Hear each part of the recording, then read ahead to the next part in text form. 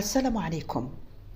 حبيت نبدأ هذا الفيديو بهذه الحكمة: ابن الأصول يؤتمن حتى في عداوته، وعديم الأصل لا يؤتمن حتى في مودته.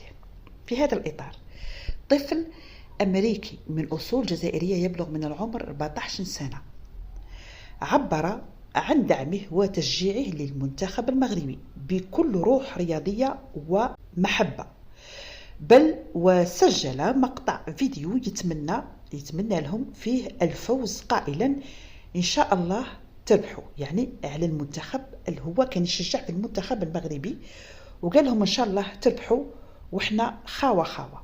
على هذه الكلمة برك ما حدث بعد ذلك كان صادما ومؤلما للغاية، إذ تعرض هذا الطفل للاعتداء من طرف مجموعة من المغاربة في تصرف طبعا بعيد كل البعد عن الأخلاق الرياضة وروح المنافسة الشريفة والنبيلة.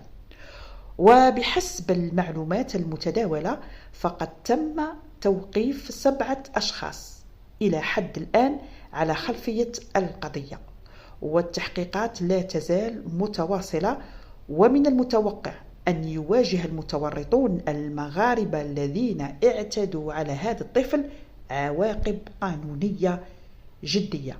الرياضة طبعا تجمع الشعوب ولا تفرقها، والمحبة والاحترام يجب أن يبقى فوق كل انتماء أو تعصب.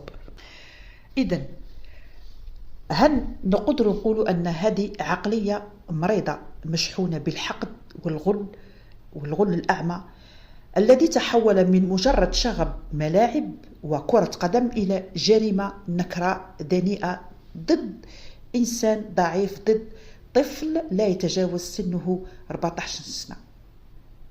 فتستوجب هذه الجريمة تحركا عاجلا وصارما من طرف الجالية الجزائرية في أمريكا وكل الأحرار لجر هؤلاء المعتدين إلى العدالة الأمريكية.